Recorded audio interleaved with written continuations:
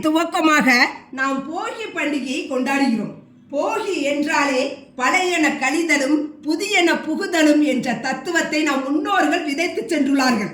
வெறும் பழைய பொருட்களை மட்டும் எரிக்காமல் மன ரீதியாக வேறு சில இதையும் போகி என்று எரிப்பதே சிறந்தது. பழங்காலத்தில் போகி என்று விடியற்காலையில் எழுந்து பழைய பாய், வேறு சில உபயோகமற்ற பொருட்கள், உடைத்த பானைகள் போன்றவற்றை வீட்டருகில் தீயிட்டு கொளுத்துவது வழக்கம். மேலும் பொங்கல் அன்று புதுப்பானை, புத்தரிசி என பல புதியவைகளோடு தை மாதத்தை பொங்கலிட்டு வரவேற்பது வழக்கம். மன ரீதியாக பார்த்தால் போகிக்குள் வேறு சில தத்துவங்களும் ஒளிந்துள்ளது.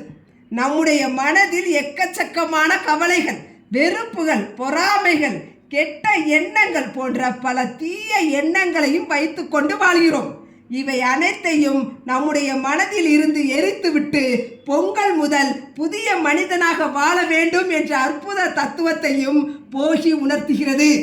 பாழ்பட்ட பொருட்களையும் பாலான மனதையும் போக்கிவிட்டு புது மனிதனாய் புத்துணர்வோடு வாழ துவங்குவதே போகி பண்டிகையை கொண்டாடுவதன் நோக்கம். இதனாலேயே இதற்கு போக்கி என்ற பெயர் வந்தது. நாளடைவில் அது மருவி போகி என்றானது.